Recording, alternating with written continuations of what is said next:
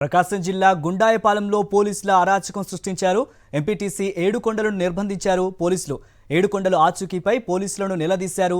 Ongole YSRCP incharge Chunduri Ravibabu. YSRCP శ్రేణులపై పోలీసులు అక్రమ కేసులు బనాయించి వేధిస్తే భవిష్యత్తులో తీవ్ర పరిణామాలు ఉంటాయని హెచ్చరించారు.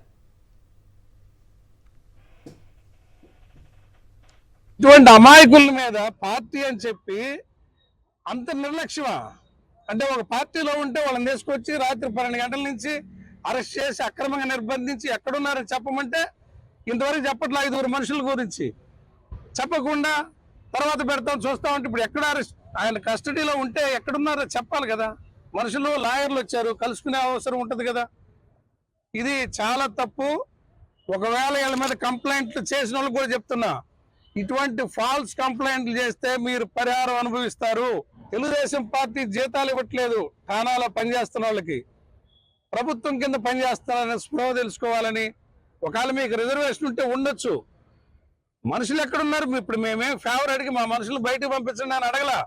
వాళ్ళ మీద ఏం కేసులు పెట్టారు, ఎందుకు నిర్బంధించారు, ఎక్కడున్నారో అడుగుతుంటే ఆ సమాధానం నోచుకోలేని పరిస్థితి ఉంది.